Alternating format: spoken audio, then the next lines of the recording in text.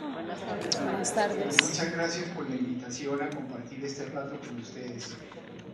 Y además, felicitaciones porque ustedes han querido hacer esta conversación sobre la paz y la educación en un momento tan especial para el país.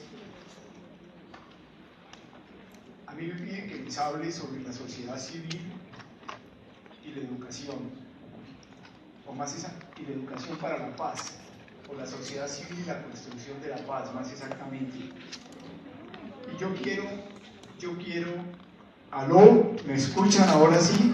Por fin. Ahora sí. Perfectamente. Entonces, yo quiero conversarles sobre la coyuntura que estamos viviendo en este momento, porque creo que es muy alusionadora, nos da muchas luces sobre lo que significa preparar a la gente de la sociedad civil, educar a la gente de la sociedad civil para momentos de tanta importancia sobre la paz, como estamos en Colombia, y quizás hacer una segunda parte sobre formas de trabajar en lo que hemos llamado o se ha llamado el posconflicto.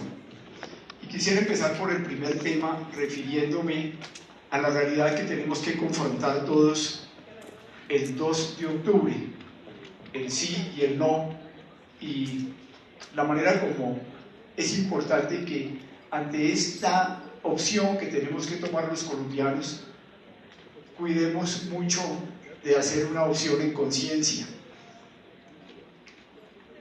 Así que esta conversación no es una propaganda del sí ni una propaganda del no, sino una invitación a formarnos la conciencia para que después cada una de ustedes, cada uno y las personas sobre las cuales ustedes tienen influencia se preparen para un voto en conciencia. Un voto en conciencia significa que uno asume la responsabilidad de conocer los decretos o exactamente conocer el texto que se está discutiendo en el momento de la votación. Pero, como muchos de ustedes han estudiado y muchos de ustedes teología, es más importante muchas veces conocer el contexto. Uno en teología gasta mucho más tiempo estudiando el contexto, es decir, por qué se produjeron esos documentos, qué historia tienen, cuáles eran las preguntas que se hacían los que los estaban elaborando, qué tipo de debates hubo entre ellos en las conversaciones, cuál era el futuro que avisoraban cuando les estaban produciendo. Y yo quiero ponerlos en contexto para que comprendamos mejor el texto. Después de todo, un texto puesto sobre la mesa es susceptible de todo tipo de interpretaciones. En la academia los llamamos a esos textos carnes de buitres, porque uno entra es para desbaratarlos. Y aquí se trata de tomar responsabilidades muy graves. Igualmente, votar en conciencia supone que uno respeta totalmente el voto de la persona que vote distinto a como uno está votando y que no piensa que lo está haciendo por hacerle daño al país o por hacerle daño a la paz, sino que es realmente su contribución a Colombia. En esto tenemos que ser muy respetuosos los unos a los otros. Una de las muestras de la fractura de la sociedad civil colombiana es la enorme dificultad que tenemos de compartir puntos de vista distintos en una iluminación colectiva de lo que pueda ser mejor para todos nosotros. También es parte de votar en conciencia el que si uno tiene claro éticamente un punto de vista después de haberlo reflexionado y después de haberlo discernido, uno está en la obligación de compartir ese punto de vista con los demás, pero no para convencer a los otros que tienen que votar como uno, a menos que ustedes estén en campaña política, sino para contribuir con su discernimiento al discernimiento colectivo, que después ya cada uno de ustedes tiene que resolver en la soledad de la urna. Y quisiera a partir de eso comenzar a conversar un poco sobre el contexto. Lo primero que quiero decirles es que lo que ha acontecido en La Habana, lo que se ha vivido en este tiempo en el país, no es el resultado de algo que comenzó con el presidente Santos. 7 presidentes de la República estaban trabajando para que esto fuera posible, empezando por el presidente Belisario Betancur en 1984, cuando Belisario hace las conversaciones que dan lugar a la creación de la Unión Patriótica. Recuerden el caso que hoy sería absolutamente incomprensible. Guerrilleros de la FARC entran al Congreso de la República como miembros del Senado y de la Cámara cuando todavía la guerrilla sigue en la montaña. Iván Márquez, por ejemplo, estuvo en el Congreso, como estuvieron otros de ellos, y varios de ellos llegaron a ser alcaldes y estar en los consejos del país. Y luego toda la Unión Patriótica creció inmensamente y tuvieron una importancia significativa en la vida política de Colombia hasta que al iniciar de los años 90 viene ese genocidio político que mata a más de 2.500 de ellos. Pero esto, como les digo, empieza con Belisario Betancur. Yo ya participé en las comisiones de paz de Belisario. Después de Belisario viene el presidente Barco, y el presidente Barco, con un antioqueño, igual como era Belisario, el doctor Montoya, trabajan inmensamente por la paz. Montoya logra que se consolide la coordinadora guerrillera para poder conversar con todos los guerrilleros de una sola vez. Pero eso que siembra Barco lo recoge Gaviria en la Constitución del 91. Y en nuestra Constitución se encuentra con que fueron padres de la Constitución del 91 guerrilleros del M-19, guerrilleros del Quintín Game y guerrilleros del EPL, que habían hecho ya procesos de diálogo muy lejos de los que tenemos hoy en día, todos amnistiados, pero que participaron en nuestra Constitución. Los padres básicos de la Constitución, ustedes recuerdan que los jefes de la Constitución fueron Álvaro Gómez Hurtado del Partido Conservador, Horacio Serpa Uribe del Partido Liberal y Antonio Navarro Wolf del M-19. Pero tampoco se hubiera podido hacer esto sin Samper, con todas las dificultades que tenemos con Samper por la presencia de, evidentemente, el narcotráfico en su campaña. Sin embargo, Samper, con su ministro de Agricultura, José Antonio Campo, que es hoy en día el presidente o el director de la misión rural en Colombia, el primer economista del Banco Mundial, profesor de la Universidad de Colombia, José Antonio establece los elementos de lo que hoy es en día la reforma rural integral que está en el primero de los acuerdos de La Habana. Y tampoco se hubiera podido hacer sin Pastrana. Es que Pastrana, aunque no puede sacar adelante las negociaciones en el Caguán, Pastrana con el Plan Colombia transforma al ejército colombiano, lo dobla en número y lo dota de toda esta tecnología para unas guerras irregulares muy difíciles que hoy en día tiene el ejército. Y no se hubiera podido hacer sin el presidente Uribe. El presidente Uribe golpea durísimo a las FARC, el presidente Uribe arrincona a las FARC, los saca del oriente antioqueño, los saca del suroeste, los saca de Urabá, los saca de aquí de Cundinamarca, y termina finalmente con que las FARC está arrinconado contra los límites, las fronteras del país. Y así es cuando llegamos, o como llegamos, al presidente Santos. Hay la idea, y es una cosa, por ejemplo, que yo la vivo mucho en Medellín, donde estoy hoy en día como base, de que Santos es un gran traidor de Uribe. Son hombres de puntos de vista muy distintos. Hay cosas que evidentemente, por ejemplo, en Medellín molestaron inmensamente, como cuando Santos, a los 3 meses de ser presidente, se dirige al presidente Chávez para decirle que es su mejor nuevo amigo, que había sido Chávez la bête noire para el presidente Uribe, ¿verdad? Pero hay una cosa que también es cierto, y se las digo por haber conversado con los altos mandos militares: son los mismos militares, los hombres que habían trabajado con Uribe, los que se reúnen con el presidente Santos y le dicen: presidente, ya están dadas las condiciones para sentar a las FARC. Si las FARC ya saben que nunca podrán conseguir lo que buscaban, que era el poder en Colombia por el camino de las armas, y estamos en condiciones de sentarnos a negociar. Y así empiezan las negociaciones de La Habana. Me parece también tener en cuenta en el contexto otro punto importante. Nos sorprendemos a veces pensando, pero ¿por qué esas negociaciones duraron tanto tiempo? 4 años, una vez que empezó la misma. Miren, las conversaciones en Irlanda del Norte duraron 21 años. Las conversaciones en El Salvador duraron 11 años, allá donde murieron nuestros compañeros jesuitas. los 7 jesuitas asesinados en medio de las conversaciones. Las conversaciones en Guatemala duraron 10 años, y lo mismo las del Sudán, y ninguno de esos conflictos tuvieron, la gravedad, la cantidad de víctimas que nosotros tuvimos en Colombia. Pero adentrándonos más en esto, yo quisiera ponerlos un poco en el escenario de lo que pasó en La Habana. Por distintas circunstancias, yo vine a La Habana, estuve en La Habana cuando estaban llegando los guerrilleros de la FARC y estaba llegando el gobierno a las primeras conversaciones. Teníamos una reunión de provinciales jesuitas que coincidencialmente fue en La Habana, y durante 3 tardes estuve conversando con los guerrilleros de la FARC y con la gente del gobierno. ¿Con qué llegó las FARC a La Habana? Esto es muy importante tenerlo presente. No solamente llegó en una posición orgullosa, en muchas cosas cínica, sino también convencidos de que ellos en La Habana iban a hacer todos los cambios estructurales que el país requería. Ustedes seguramente recuerdan el discurso de Iván Márquez en Oslo, que cuando lo vimos dijimos, esto va a ser imposible, las formas como se plantean los de la FARC. Y efectivamente ellos venían detrás de cambios muy hondos.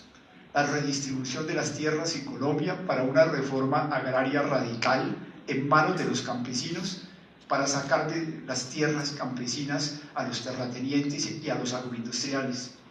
La transformación del ejército colombiano y la participación de ellos en el ejército. El cambio completo de la política en Colombia.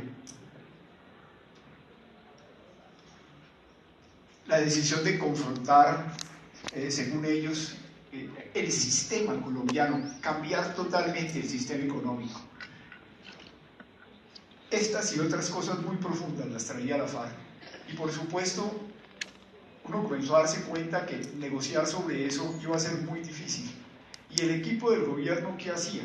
Recogía esos planteamientos tan fuertes de las FARC y buscaba la forma de incorporar esos planteamientos dentro de las instituciones colombianas para ver la posibilidad de un diálogo, y al mismo tiempo le ponía a las FARC todo el reclamo colombiano y toda la protesta colombiana contra las cosas tremendas y dificilísimas y crímenes que las FARC habían hecho, para tratar de colocar la negociación una vez más dentro de la institucionalidad del país.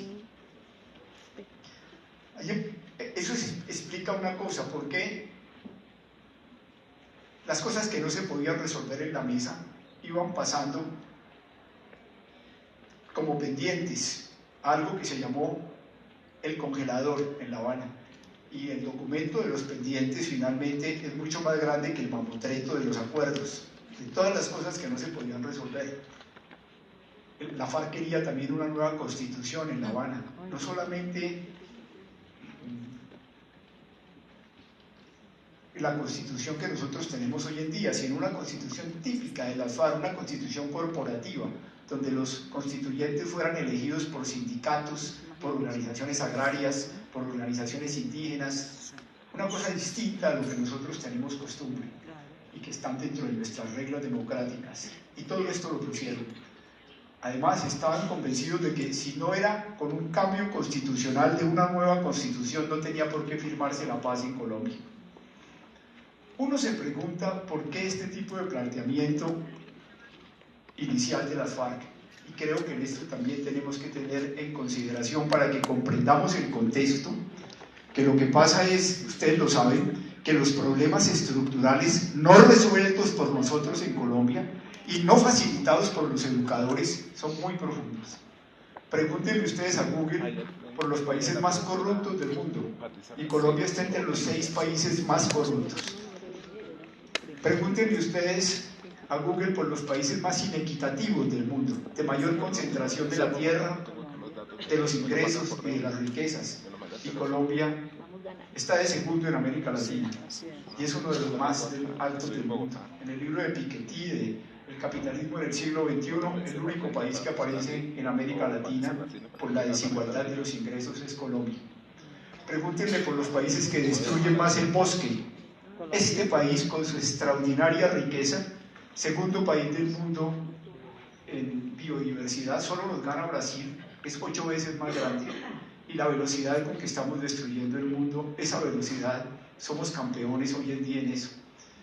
Y eso que el Papa nos ha dicho, países como Colombia, que tienen la mitad de los páramos del mundo, que tienen la mitad de los ecosistemas del mundo, tienen una gran responsabilidad con el planeta, porque está aquí eso, y esa riqueza nosotros la estamos destruyendo.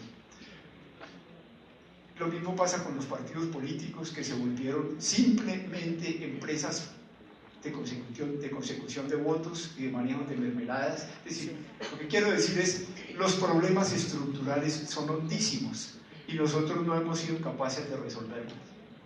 Y aquí viene un punto pedagógico que me parece bien importante tenerlo en cuenta en la formación de la sociedad civil.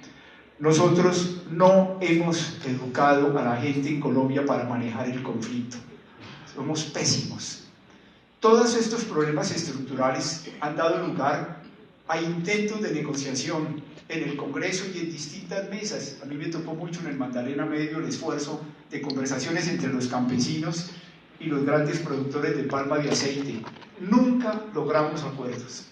Nosotros no comprendemos que el conflicto nos hace crecer, que el conflicto nos enseña que uno tiene que ponerse en los zapatos del otro y comprender el fundamento que hay en sus preguntas.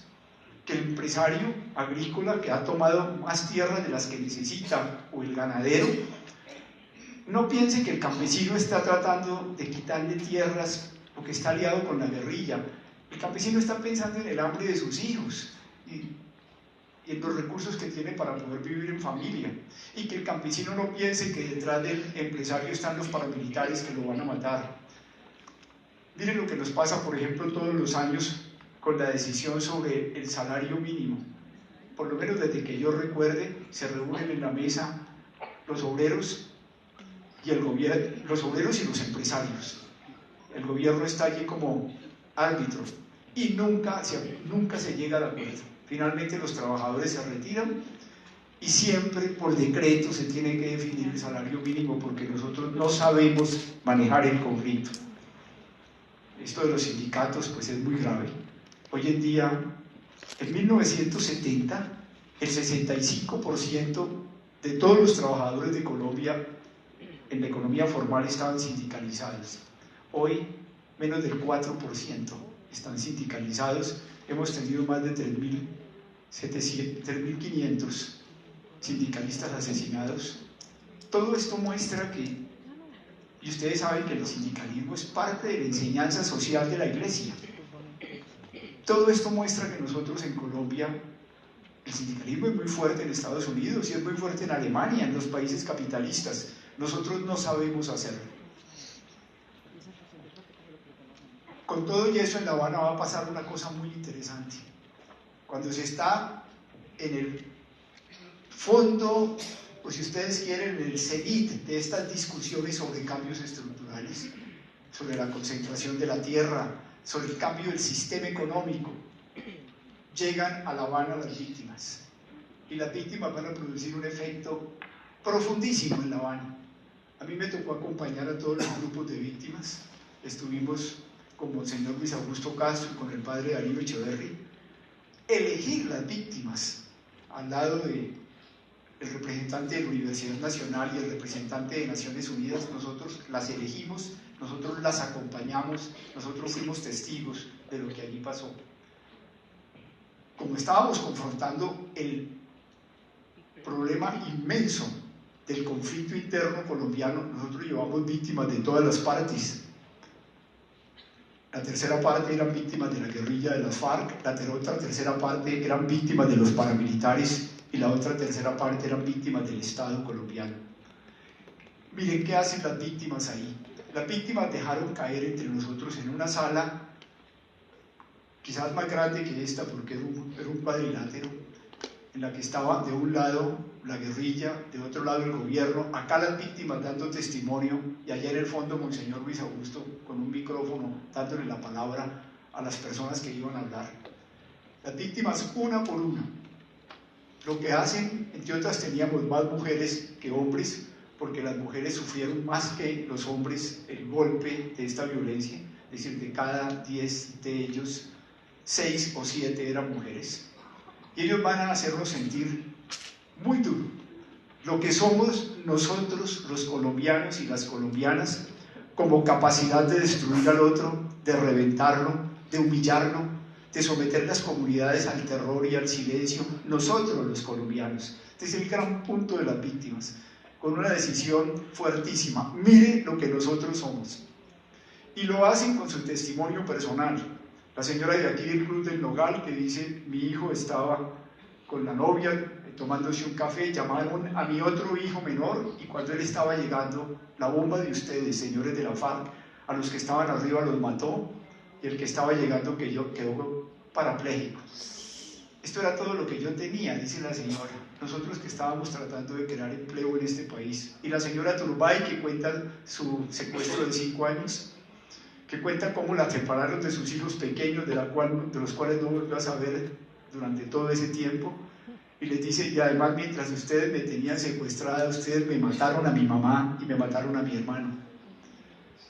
Y el campesino que llega y se quita la prótesis de plástico y la pone sobre la mesa y les dice que ustedes pusieron la mina antipersona en el pequeño ordeñadero que nosotros teníamos, de 3 vacas que teníamos, ahí se acabó mi vida.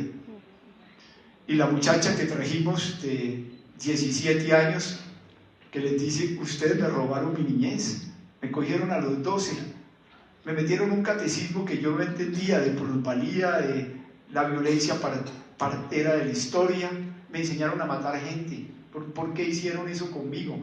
La muchacha se les escapó en un combate a los 16 años. Pero también la indígena que traíamos de Toribío, que cuenta cómo cuando su hija de 16 años salía con el novio de 18 de una fiestecita en el pueblo, a las 8 de la noche les echaron bala, los mataron. Las 2 mamás indígenas vinieron a ver los cadáveres de sus hijos y las autoridades no se los dejaron tocar. Y al día siguiente aparecen en el periódico de Cali los 2 muchachos vestidos de guerrilleros, con un letrero: guerrilleros dados de baja en combate. O la muchacha de Planadas en el Tolima, la mujer de Planadas en el Tolima, una mujer que nos cuenta, ella estaba embarazada, nos dice, cuando llegaron los soldados de la Móvil 8, que traían a 2 hombres amarrados, y le dicen a ella: perra, usted conoce estas cosas, usted sabe cómo es la estructura de estos tipos, usted tiene que hablar. Y ella nos dice: yo no tenía ni idea, pero el hombre la coge contra la pared del soldado y la golpea, al fin ella queda tirada en el piso de su casita, y a las 6 horas le dice al soldado: déjeme salir a orinar, y sale, y se le viene la hemorragia del niño que estaba esperando, y el hombre cogió el perro que traían, el perro de guerra, para que se coma toda la sangre que le está manando a la mujer. O la mujer del Salado, de la masacre del Salado, en Córdoba, que nos cuenta cómo fue eso, nos cuenta cómo llevaron a las mujeres y a los niños pequeños y los pusieron alrededor de la plaza del pueblo, que es como una cancha de microfútbol de arena, y pusieron en la mitad a los maridos y a los muchachos mayores de 15 años, y delante de las mamás y de los esposos y de los hermanitos pequeños fueron degollando a todos los hombres y los jóvenes que tenían allí. Esas son las masacres en Colombia. Además, las masacres se hacían públicas inmediatamente porque se trataba de producir terror, pánico. Por eso, casi 8 millones de desplazados, la gente salía corriendo. Por esa época, porque a mí me tocó vivir en el Magdalena Medio 14 años, y esto coincide, la parte dura de las masacres es entre el año 95 y el año 2005. En el año 2002, en enero del 2002, yo fui a Canelos, un corregimiento del municipio de Tierra Alta, a encontrarme con Mancuso, este gran narcotraficante y después paramilitar que está en Estados Unidos extraditado. Habíamos empezado a arrancar la coca en el sur de Bolívar y a mí me daba miedo que mataran a los campesinos, y era coca de los paramilitares. Pero cuando llegué donde Mancuso estaba con un teólogo teólogo católico, profesor de la Universidad de Medellín. Y claro, mi primera reacción fue inmediatamente decirle a este hombre: ¿cómo es posible que usted esté aquí? Había pasado la masacre de Barrancabermeja, la de San Pablo. ¿Cómo es posible que usted esté aquí avalando con su ética las barbaridades que están haciendo estos hombres? Y el teólogo me dice: usted no entiende nada de la ética de la guerra. Nosotros sabemos que en Colombia hay 20.000 guerrilleros de las FARC, recuerden el año 2002. Nosotros sabemos que estos guerrilleros se inmiscuyen entre la población joven de los pueblitos donde ellos pernoctan. Nosotros hemos calculado que para que muera un guerrillero seguro tenemos que matar a 20 personas para poderle coger todo su entorno y pegarle a él. Como son 20.000 y hay que matar 20 por cada uno, tenemos que matar a 400.000 personas y lo vamos a hacer. Y me dicen: si no lo hacemos, Colombia va a caer en una guerra civil, y en la guerra civil van a morir 6 millones de personas. Nosotros le estamos ahorrando a Dios 5.600.000 muertos. Esa es la ética de la guerra. Y se pusieron en eso. Ustedes habrán leído ya los estudios de memoria histórica de Gonzalo Sánchez, Universidad Nacional, Universidad del Valle, Universidad de Antioquia, que es lo más serio que tenemos. 1906 masacres. 1906 masacres. Los paramilitares hicieron 1.116 de esas masacres, como esa que les acabo de contar en El Salado, como la de La Gabarra, como la de nuestra parroquia en Barrancabermeja. 34 muchachos que al parecer rescatamos 7 cadáveres. Parece que los otros se los tiraron a una fosa de cocodrilos en San Rafael de Lebrija. Pero es que la masacre sí volvió un infierno la guerra. Los paramilitares golpeaban los pueblos donde suponían que habían guerrilleros.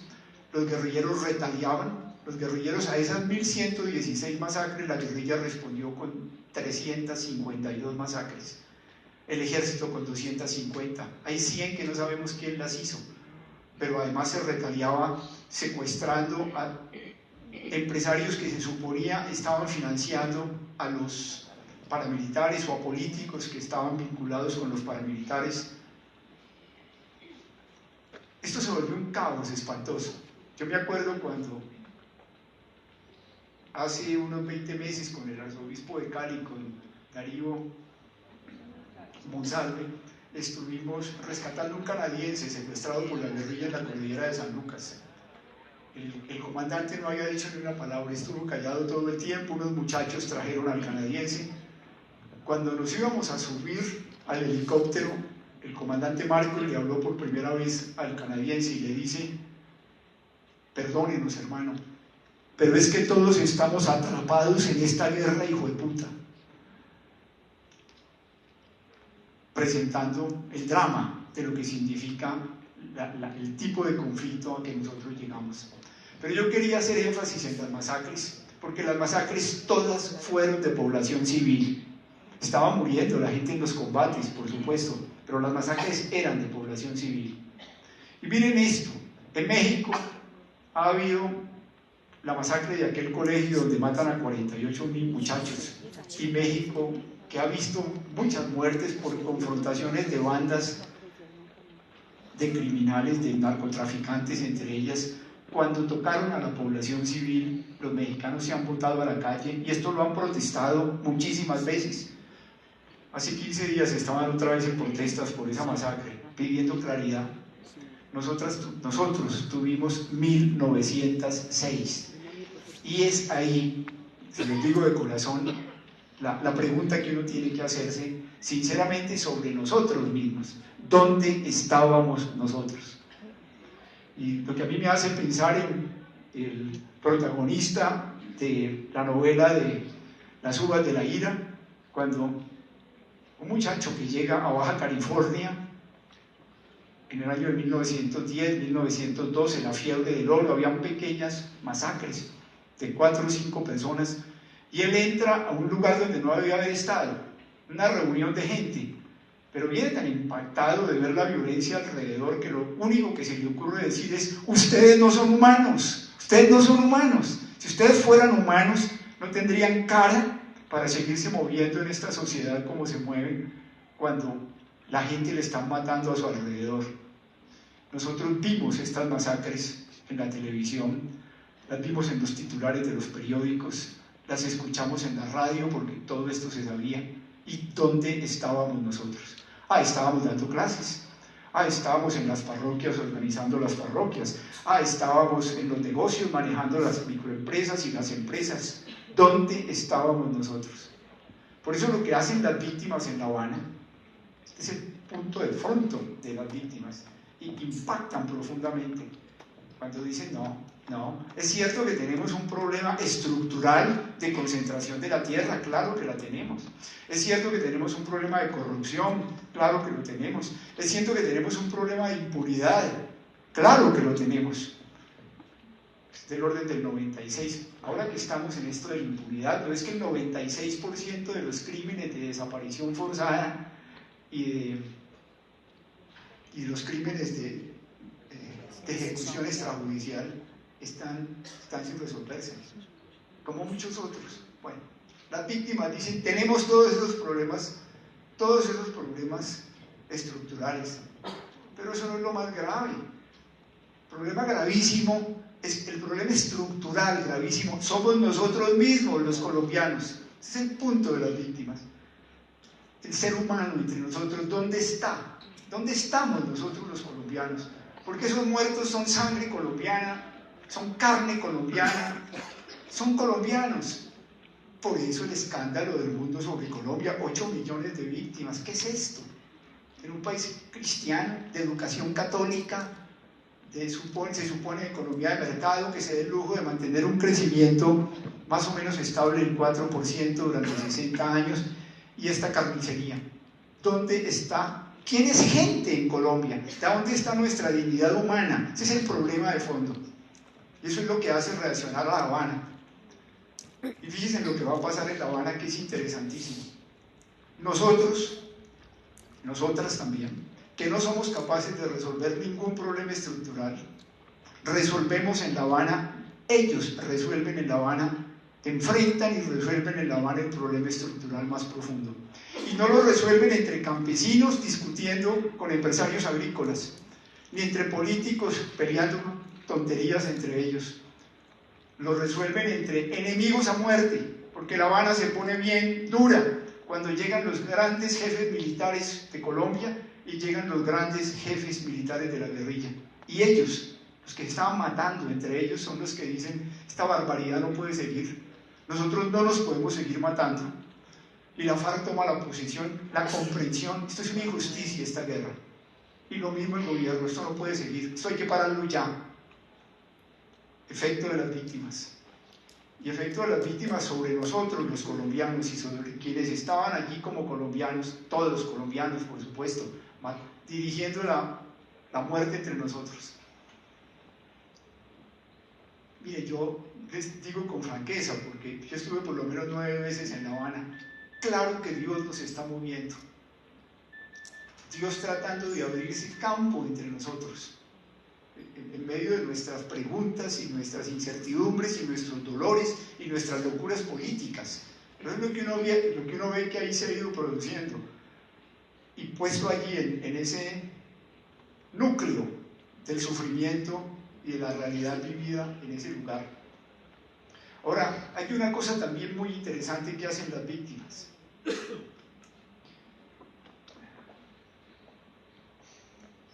Después de hacernos sentir eso, cada una de ellas, cada uno de ellos, a su manera, de forma distinta, van a decir, pero los colombianos no somos solamente eso. No podemos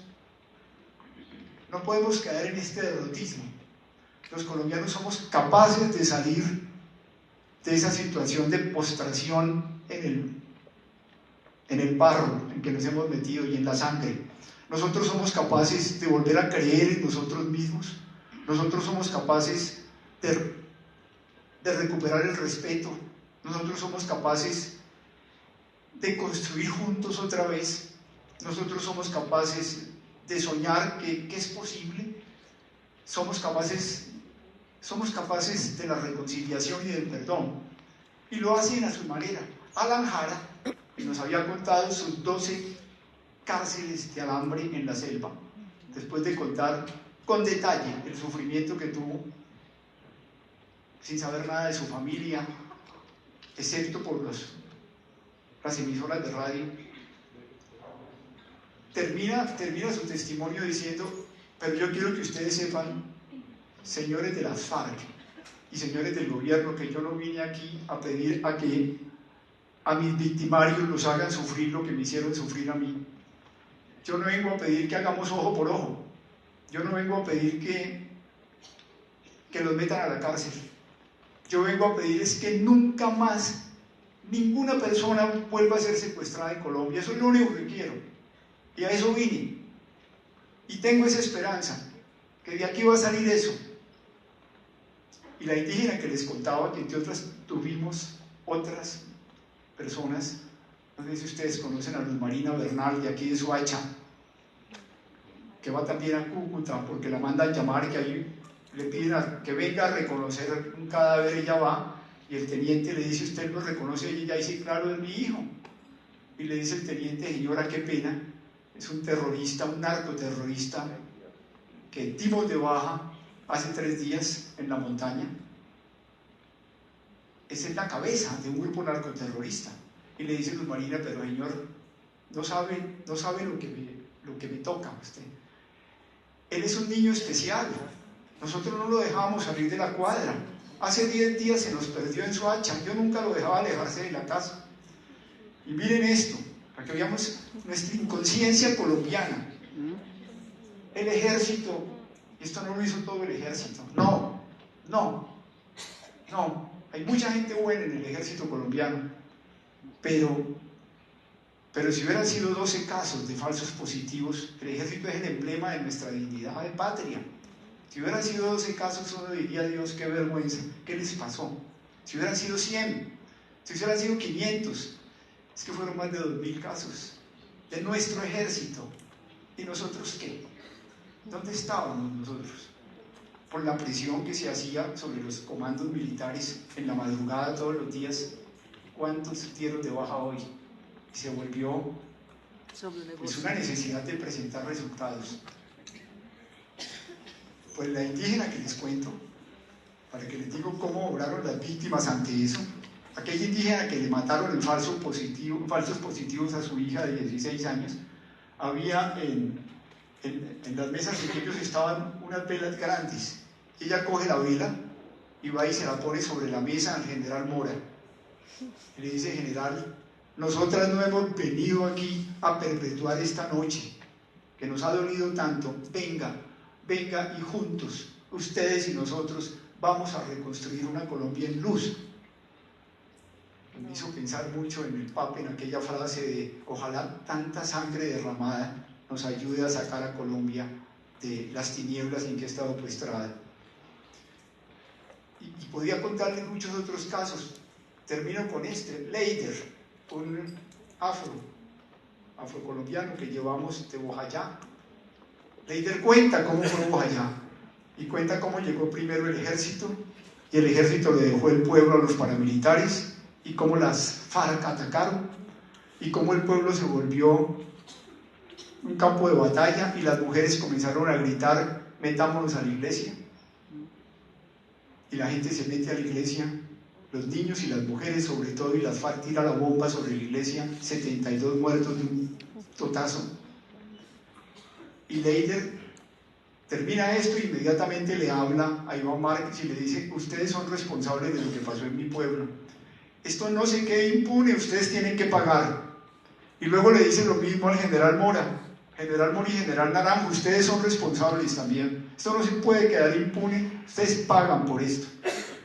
Y luego le habla a los dos lados, a la guerrilla y a los militares, y les dice: ¿saben cómo van a pagar?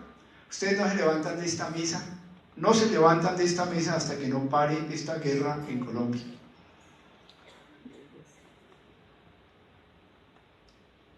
Claro, eso produce un efecto tremendo en La Habana. Me acuerdo, después de uno de esos grupos de víctimas, yo vi llorar a gente de lado y lado en La Habana, y vi a Iván Márquez cómo se le fue reduciendo ese cinismo y esa prepotencia para decir en un momento de esos, esto nosotros no lo podemos arreglar, esto es demasiado sufrimiento. Lo único que podemos ofrecer, serio, es que paramos esta guerra definitivamente, que nosotros no seguimos en esto.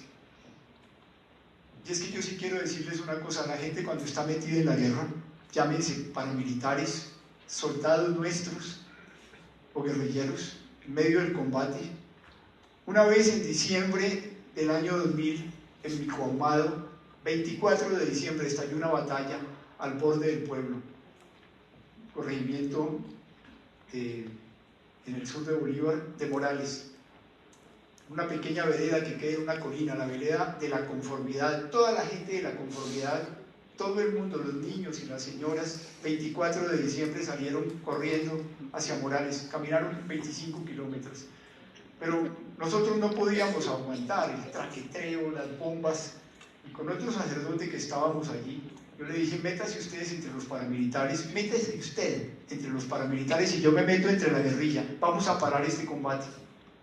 ¿Ustedes creen que es posible? Cuando la gente llena de adrenalina no ve seres humanos, el hombre que está en combate no se da cuenta de lo que hace. Cualquier civil que pase lo matan, porque el hombre sabe, si yo no mato, me matan, y eso se vuelve una verdadera locura.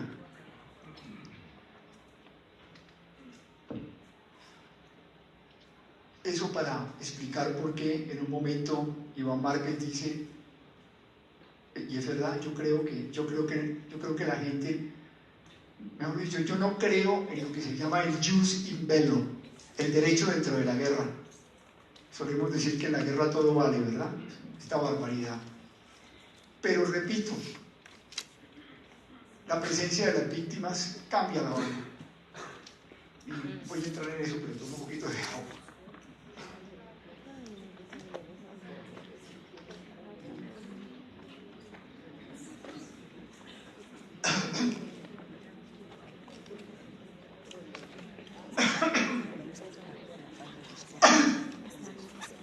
A partir de ese momento no se volvió a hablar de las cosas que están en el refrigerador.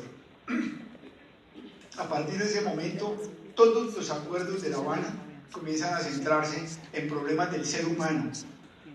Ese es el problema, y por eso se llama a las mujeres, para que las mujeres que han sido las más victimizadas vengan a retocar todos los acuerdos, y lo hacen. Y todos los acuerdos van a quedar cargados con derechos de género, pero los pusieron las mujeres, porque es que la mujer es la primera víctima. Y las mujeres hicieron una cosa que es interesante. Si ustedes estuvieron en los campos de guerra deben saberlo. Cuando se entraba a las masacres, generalmente la primera gente que era barrida social, limpieza social, los travestis, los homosexuales, las lesbianas.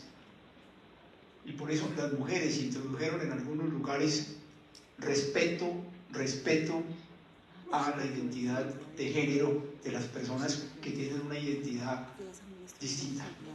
Pero sobre todo hacen cargar el documento, la mujer, por favor, respetemos a la mujer en este país. Por eso se crea inmediatamente la Comisión de Verdad y de Aceptación de Responsabilidades. Miren, después de que los guerrilleros de las FARC tengan que pasar medio año encerrados en esas veredas y rodeados en un anillo por el ejército y con posibilidad de comunicarse con la gente de afuera, excepto con la gente de Naciones Unidas que está con ellos, y tengan que... Esto lo hacen porque comprenden las cosas. Estos hombres cínicos aceptan bajar la cabeza, meterse esos 180 días allí, aceptar ser reconocidos como ciudadanos, que nunca se han dejado reconocer, y todos ellos recibir cédula de ciudadano y reconocer qué armas tienen y entregar todas las armas, y las armas que quedan en las caletas, que son las armas grandes, son destruidas. Todo eso está en el acuerdo. Después que pase eso, estos hombres salen a los tribunales de justicia especial e inmediatamente con eso empieza una comisión que le va a dar la vuelta a Colombia, la Comisión de Verdad y Aceptación de Responsabilidades. Va a andar todo el país, pero ya no como en La Habana, allá van a hablar las víctimas otra vez, pero ahora son las víctimas de todo el país. Y van a hablar ante la televisión y la radio. Es que en La Habana procuramos que nadie oyera, porque las víctimas estaban diciendo nombres y estábamos en guerra, pero se supone que ya, cuando la comisión recorre el país, no estamos en guerra, y se pueden decir las verdades. Y se invitan a los responsables a hablar, para que el país sepa lo que nosotros nos hemos hecho con nosotros mismos. Ese es el punto de fondo. El primer reclamo de las víctimas, que la verdad no solamente se diga, sino que la conozca todo el país. Todos, que sepamos lo que hemos hecho con nosotros. Por eso se crea la comisión de recoger a todos los desaparecidos del país. Y se acuerda con la Cruz Roja Internacional. Y la Cruz Roja estudia la situación y dice: necesito 15 años. Esa es la situación de Colombia, los desaparecidos nuestros. Es la gente de la Cruz Roja que estuvo en Ghana y en el Congo, para poder decirle a cada mamá: mire, aquí está su hijo que estaba secuestrado, que lo encontramos finalmente secuestrado, o que se volvió paramilitar o guerrillero, o que se fue del país, o aquí está un hueso. Fue lo que pudimos encontrar, pero tenemos la garantía de que esta es su hija, por el DNA de su familia. O a los 15 años decirme: qué pena, no lo pudimos encontrar. Aquí está el dossier de toda nuestra búsqueda, no sabemos qué pasó, porque ustedes saben que hay casos. A mí me tocó en el sur de Bolívar, a las mujeres del pueblo las ponían a desviscerar los cadáveres para poderlos echar al río, y de eso pues no se supo nunca más. Sobre eso se crea la justicia transicional y restaurativa, que claro, es una justicia muy distinta a la justicia penal. Ustedes bien saben, la justicia penal se hace para cargarle un castigo al agresor. Es muy parecida, por supuesto, a la justicia del ojo por ojo, diente por diente, y que la pena sea proporcional al daño que usted hizo. Pero no es que no nos interesa eso. No nos interesa golpear al agresor. Nos interesa que el agresor se restaure, sea recuperado como ser humano, y entre a recuperar a la gente a la cual él dañó y sea protagonista de su propia recuperación. Si esto no se comprende, no se entiende ese tipo de justicia, que es la que se ha usado en los últimos 14 acuerdos de conflictos armados internos en el país, en los países del mundo. Y claro, por delante va la verdad, por delante va, para que esto funcione, la justicia transicional y restaurativa, por delante va la responsabilidad de nunca volver a repetir lo que se hizo, por delante va la responsabilidad de restaurar a las víctimas. Es todo eso lo que constituye la justicia transicional, la no impunidad. Y por eso estos hombres, juzgados y sentenciados, en primer lugar quedan limitados en su libertad y tienen que producir efectos medibles de reparación en los lugares a donde llegan, controlados por los jueces de los tribunales. Y si no dicen toda la verdad, o si la dicen al final, ya cuando les van a dictar sentencia, se van a 8 años de cárcel, bajo barrotes. Y si nunca dicen la verdad y les pueden probar que son, por ejemplo, partícipes del crimen del Nogal o partícipes del crimen de Bojayá, se van a 20 años de barrotes. Esa es la justicia transicional. Pero lo que se busca allí fundamentalmente es movilizar las cosas hacia restaurémonos todos, salgamos de esta barbarie. Ustedes saben que, entre otras, el perdón de Dios que nosotros predicamos como cristianos, pues tiene una serie de cosas muy fuertes. Dios es el que toma la iniciativa para perdonarnos, no somos nosotros. Dios es el que paga el costo, y el costo de Dios sí que es grande. Dios entrega su vida, Dios se vacía a sí mismo, se entrega totalmente por cada uno de ustedes, para que nosotros seamos perdonados. Pero hay una cosa todavía más tremenda en el perdón de Dios. Yo he sido enviado a las ovejas perdidas de Israel. No tienen necesidad de médicos los que están sanos, sino los enfermos. El perdón de Dios es preferencial por los peores, por los más malos. A eso es lo que busca el Señor primero. Y por supuesto, es absolutamente mediático, sacramental, no lo puede hacer solo, lo hace con nosotros, si no, no existe ese perdón. Dios no puede perdonar en abstracto. Somos nosotros, la comunidad cristiana y católica, la que perdona, o no hay perdón. Pero yo quisiera hacer insistencia en esto. Lo que nosotros vamos a votar el 2 de octubre es esta decisión de recuperarnos como seres humanos. Ese es el punto que está ahí, de parar esta locura. Si uno se mete en los acuerdos y en los documentos, los acuerdos tienen muchísimos lugares complejos y vacíos. Es una obra humana, una discusión entre dos partes que están en guerra, que ninguna de ellas ha vencido a la otra y que tienen que llegar a un acuerdo para parar la guerra. Evidente, una es la institucionalidad y la otra es la insurgencia, pero ninguno puede decirle al otro que yo lo vencí a usted y usted se tiene que someter a lo mío, sino que hay que llegar a un acuerdo y hay que tratar que ese acuerdo lo podamos manejar institucionalmente los colombianos. Eso es lo que ustedes van a decidir.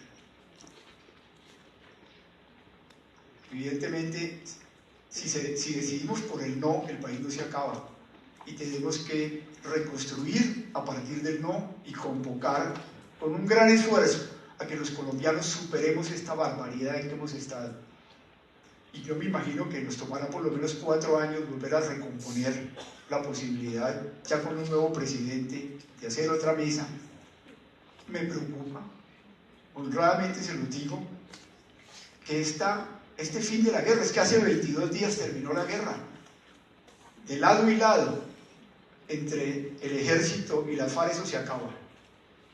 Eso se acaba. Es decir, volvemos a encontrarnos en un escenario de conflicto.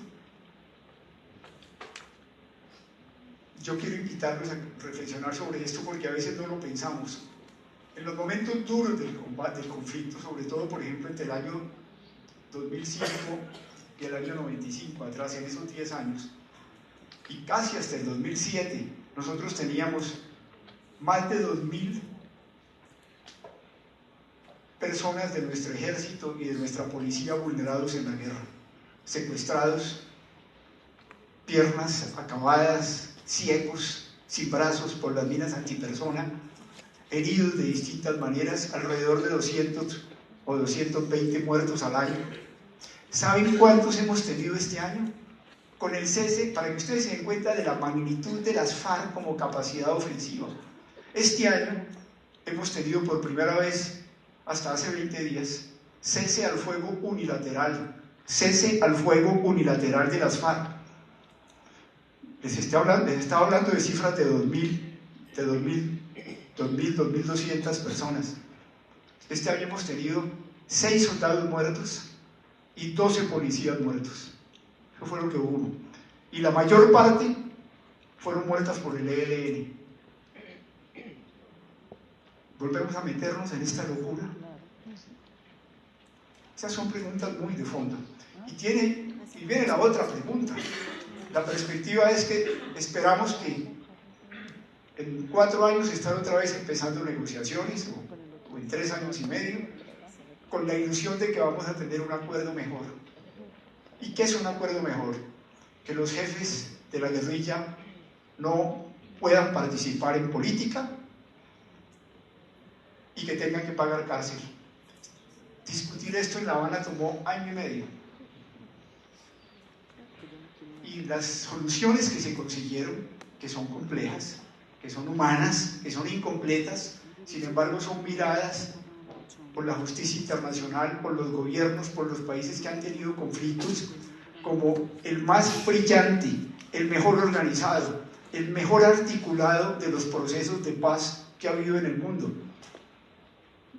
Y por eso Naciones Unidas nos ha apoyado, por eso hay todo ese entusiasmo mundial por el proceso de paz en Colombia. Votar por el sí también es muy complicado. Igual, el país va a quedar dividido. ¿Cómo vamos a reconciliar a Colombia a partir de ese momento? ¿Cómo vamos a comprometernos todos nosotros? No las FARC y el gobierno, sino nosotros los colombianos, desde nuestros colegios y nuestros sectores educativos, a reconstruir a Colombia. ¿Cómo vamos a garantizar que esos acuerdos se cumplan dentro de nuestro sistema jurídico? ¿Cómo vamos a creer en nosotros? ¿Cómo vamos a garantizar que a la gente no la matan como mataron a los de la Unión Patriótica? Tenemos una ventaja. Ustedes recuerdan lo que pasó en El Salvador y en Nicaragua, en Guatemala, perdón. El ejército y la policía se disminuyeron a la tercera parte como resultado de los acuerdos. En Colombia no va a ser así. Se mantiene el mismo presupuesto militar y se lo mantendrá mientras haya todas estas cosas de los BACRIM y de los paramilitares o cosas parecidas, y mientras haya ELN, justamente para proteger el proceso. Pero tenemos responsabilidades inmensas. Tenemos que comprender que los argumentos que estaban poniendo los del no eran serios, y que hay muchas de las cosas que ellos plantearon que tenemos que incorporarlas, serias cosas, para fortalecer la institucionalidad, para proteger el conjunto de las cosas que nos importan como Colombia. Bueno, yo ya me he ido muy largo. Otro día tenemos que conversar lo que es la paz territorial, que es lo que se trata de construir en adelante, ¿verdad? Los 1.500 millones de dólares, quizás un poco más, que nos va a costar cada año la paz, no es para FARC.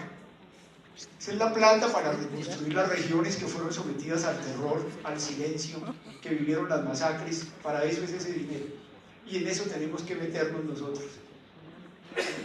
Piensen en los campesinos en la coca. Sí, la coca creció, eso es absolutamente cierto.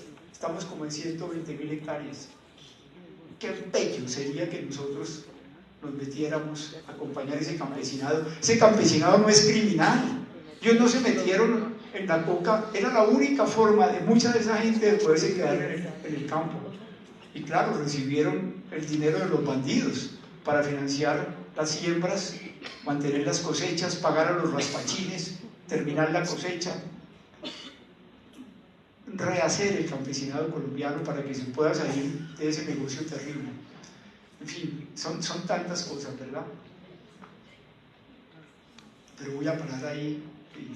Quisiera terminar diciéndoles una cosa.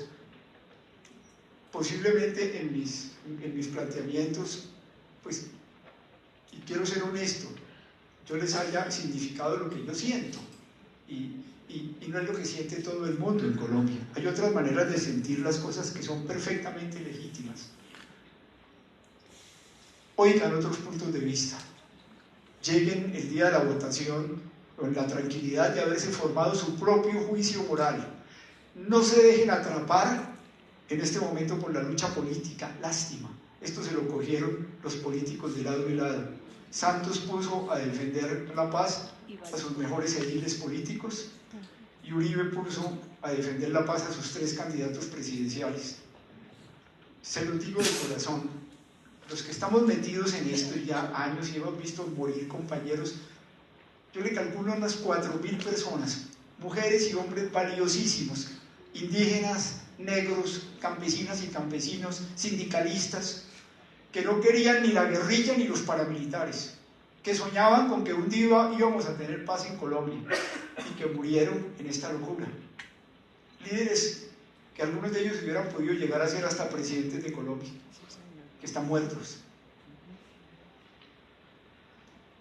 Yo se los digo, los que estamos en esto, a nosotros sinceramente, y con disculpa para las personas que voy a nombrar, pero a nosotros no nos importa para nada el futuro político del presidente Santos. No nos importa para nada el futuro político del presidente Uribe y de su centro democrático. No nos importa para nada el futuro político de las FARC. Nos importa que podamos vivir como seres humanos. Y eso es a lo que yo quiero invitarles. Bueno, ahora sí me abro a preguntas y ya.